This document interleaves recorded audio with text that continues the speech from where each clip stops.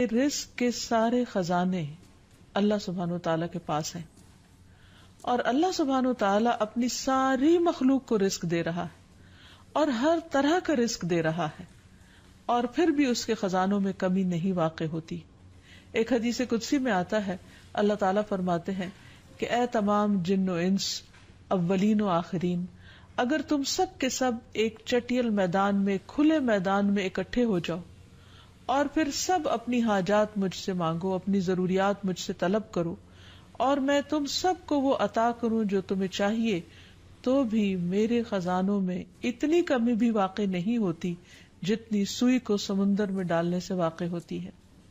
جہاں تک رزق کا تعلق ہے تو اس سلسلے میں یہ یاد رہے کہ رزق کا تنگ کرنا اور کشادہ کرنا یہ صرف اللہ سبحانہ وتعالیٰ کے ہاتھ میں ہے.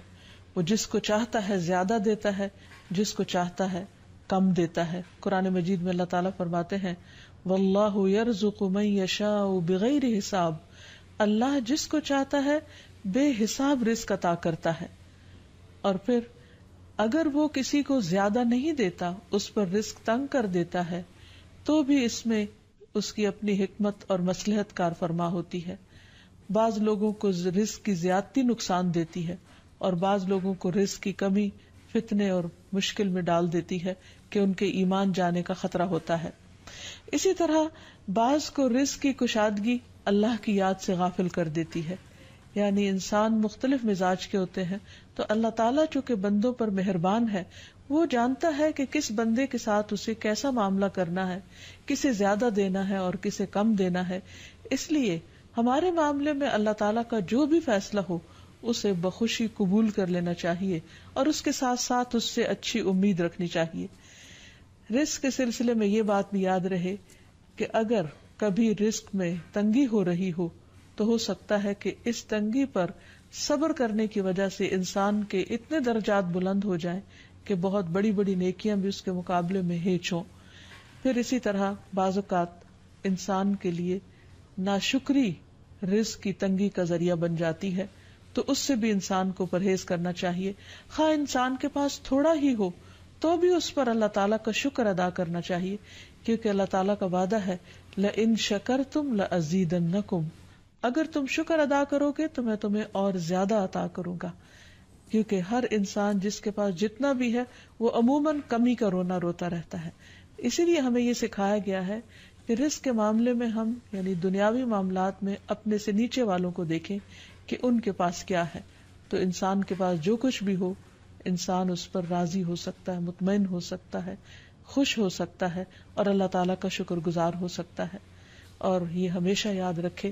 کہ اصل میں الرزاق تو اللہ تعالیٰ ہی ہے. اس لیے جب بھی رزق کے معاملے میں کسی بھی قسم کی کوئی مشکل ہو، اونچ نیچ ہو، تو فوراً اللہ تعالیٰ کی طرف انسان رجوع کرے اور اللہ تعالیٰ سے خوب خوب دعائیں کرے، کیونکہ وہ دعاؤں کا سننے والا ہے. لیکن بات یہ ہے کہ انسان جب اللہ سے مانگے تو پورے یقین کے ساتھ مانگے، امید رکھ کے مانگے، اور کسی بھی قسم کی مایوسی کا شکار نہ ہو، کیونکہ دعا ان تمام چیزوں میں فائدہ دیتی ہے جو نازل ہو چکی ہیں، اور ان میں بھی فائدہ دیتی ہے جو نازل نہیں ہوئی. یعنی وہ تمام مشکلات جو انسان پہ پڑ چکی ہیں یا آئندہ آنے والی ہیں، ان دونوں کے سلسلے میں دعا کرنا انسان کو فائدہ دیتا ہے. لیکن یہ یاد رہے کہ دعا کی قبولیت کے لیے انسان اپنی طرف سے بھرپور کوشش کرے، اور اس میں ایک کوشش یہ کہ جب اللہ سے مانگے تو پہلے اللہ سبحانہ و تعالیٰ کی تعریف کے کلمات کہے، تسبیحات پڑھے، اور پھر اس کے ساتھ ساتھ درود شریف پڑھے. کیونکہ نبی صلی اللہ علیہ وسلم نے فرمایا کوئی شخص اس طرح دعا نہ کرے کہ اے اللہ اگر تو چاہے تو مجھے روزی دے، بلکہ پختگی کے ساتھ سوال کرے، پورے عزم کے ساتھ سوال کرے، کیونکہ اللہ جو چاہتا ہے کرتا ہے اور اس پر کوئی جبر کرنے والا نہیں ہے. اور جب بندہ اللہ سے رزق مانگتا ہے تو اللہ تعالیٰ اس کو عطا کرتا ہے. نبی صلی اللہ علیہ وسلم نے فرمایا جب تم اللہم ارزقنی کہو گے تو اللہ تعالیٰ فرمائے گا میں نے رزق دینے کا فیصلہ کر لیا. یعنی جب تم کہو گے کہ اللہ مجھے رزق دے تو اللہ تعالیٰ تمہیں جواب دے گا کہ ہاں میں تمہیں رزق دوں گا.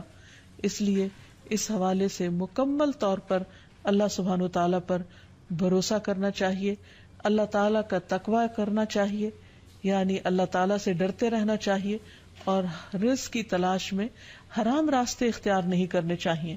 کیونکہ اللہ سبحانہ وتعالیٰ کا وعدہ ہے وَمَن يَتَّقِ اللَّهَ يَجْعَل لَّهُ مَخْرَجًا وَيَرْزُقْهُ مِنْ حَيْثُ لَا يَحْتَسِبُ، جو اللہ کا تقوی اختیار کرے گا اللہ تعالیٰ اس کے لیے مشکل سے نکلنے کی کوئی راہ ضرور بنا دے گا، اور اس کو وہاں سے رزق عطا کرے گا جہاں سے وہ سوچتا بھی نہیں ہوگا، یعنی اس کا وہم و گمان بھی نہیں ہوگا، اس کا خیال بھی نہیں ہوگا۔ اللہ تعالیٰ غیب سے ایسے اسباب پیدا کر دے گا جن کے بارے میں انسان نے کبھی سوچا نہ ہوگا، لیکن شرط یہ ہے کہ جب انسان کے اوپر آزمائش کا وقت ہو تو اس وقت وہ اللہ تعالیٰ سے حلال ہی کو طلب کرتا رہے اور پریشان ہو کر حرام راستے اختیار نہ کرے۔ اللہ تعالیٰ کا وعدہ ہے کہ اگر کوئی اللہ سے ڈرتا ہے، اللہ کی اطاعت کرتا ہے، اللہ کی نافرمانی سے بچتا ہے، تو پھر ایسی صورت میں اللہ تعالیٰ اس پر آزمائش کے ختم ہونے کے بعد آسمان و زمین سے برکتوں کے دروازے کھول دے گا۔ پھر یہ کہ انسان کو اللہ کی تقسیم پر راضی رہنا چاہیے، اگر اپنے سے زیادہ کسی کو ملا ہے تو اس پر حسد نہیں کرنا چاہیے، اور اگر اپنے سے کم کسی کے پاس ہے تو اس کے اوپر اس کو حقیر نہیں سمجھنا چاہیے، بلکہ انسان کی قدر کرنی چاہیے، اور ہمیشہ یہ سوچنا چاہیے کہ اس کو مجھ سے زیادہ دینے والے کو بھی دینے والا رب ہے، مجھے بھی میرے رب نے ہی دیا ہے، اور جس کے پاس کم ہے اس کا بھی مالک وہی ہے۔ اور یہ بھی انسان یاد رکھے کہ انسان جب حرام سے بچتا ہے، غلط راستوں سے بچتا ہے، اللہ تعالیٰ کی فرما برداری کرتا رہتا ہے، اس کا شکر ادا کرتا رہتا ہے، تو اللہ تعالیٰ اس کو حلال طریقوں سے بھی رزق عطا کرتا ہے۔ حدیث میں آتا ہے کہ رزق کی تلاش میں میانہ روی اختیار کرو، یعنی بہت ڈیسپریٹ نہ ہو جاؤ، اللہ تعالیٰ ضرور دروازہ کھولے گا۔ کہیں ایسا نہ ہو کہ رزق کا مؤخر ہونا یعنی ڈیلے ہونا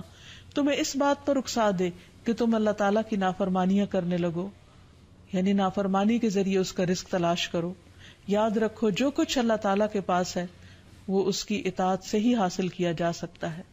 اور اس سلسلے میں خصوصی طور پر استغفار بہت کارآمد ہے کہ انسان اپنے گناہوں کی معافی مانگتے ہوئے اللہ تعالیٰ سے رزق کے لیے دعا کرے، پھر اسی طرح رشتہ داروں کے ساتھ اچھا سلوک کرے، کیونکہ نبی صلی اللہ علیہ وسلم نے خاص طور پر یہ بات فرمائی ہے کہ جو شخص یہ چاہتا ہے کہ اس کی عمر دراز ہو اور اس کے رزق میں وسعت ہو تو اسے چاہیے کہ وہ صلہ رحمی کرے، یعنی اپنے رشتہ داروں کے ساتھ اچھا سلوک کرے۔ پھر انسان ہمیشہ یہ یاد رکھے کہ مال دینے سے بڑھتا ہے، صدقہ خیرات مال میں اضافے کا ذریعہ بنتا ہے۔ پھر اسی طرح خرید و فروخت میں سچ بولنا مال میں برکت پیدا کر دیتا ہے، اور جھوٹ مال کی برکت کو اٹھا دیتا ہے۔ اور پھر خاص طور پر انسان رزق کے لیے دعائیں کرتا رہے،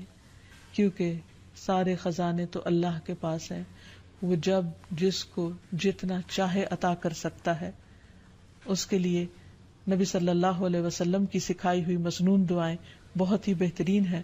نبی صلی اللہ علیہ وسلم ہر روز صبح فجر کی نماز کے بعد یہ دعا پڑھتے تھے، اللہم انی اسألک علما نافعا ورزقا طیبا وعملا متقبلا، اے اللہ میں تجھ سے علم نافع، طیب رزق یعنی پاکیزہ رزق اور مقبول عمل کا سوال کرتا ہوں، یعنی ایسے عمل کی توفیق دے جو تیرے ہاں قبول ہو جائے، تجھے پسند آ جائے۔ اور اس کے ساتھ ساتھ انسان کو حرام سے بچنے کی دعا کرنی چاہیے۔ اس سلسلے میں آپ صلی اللہ علیہ وسلم نے جو دعا سکھائی وہ ہے اللہم اکفنی بحلالک عن حرامک واغننی بفضلک عمن سواک، اے اللہ اپنے حلال کے ذریعے حرام سے میری کفایت فرما، یعنی مجھے اتنا حلال دے کہ مجھے حرام کی ضرورت ہی نہ رہے، اور اپنی مہربانی سے مجھے اپنے علاوہ ہر ایک سے بے نیاز کر دے، یعنی مجھے انسانوں کا محتاج نہ کر، کسی اور کا محتاج نہ کر، صرف اپنے خزانوں سے عطا فرما۔ پھر اسی طرح خاص طور پر بڑھاپے کی زندگی کے لیے وسعت رزق کی دعا کرنی چاہیے، کیونکہ جب انسان بوڑھا ہو جاتا ہے تو اس کے اعضاء کمزور ہو جاتے ہیں، وہ اپنے لیے خود کچھ کمائی نہیں کر سکتا، وہ دوسروں پر ڈیپینڈنٹ ہو جاتا ہے، تو اس وقت وسیع رزق کی دعا سکھائی گئی۔ فرمایا اللہم اجعل اوسع رزقک علی عند کبر سنی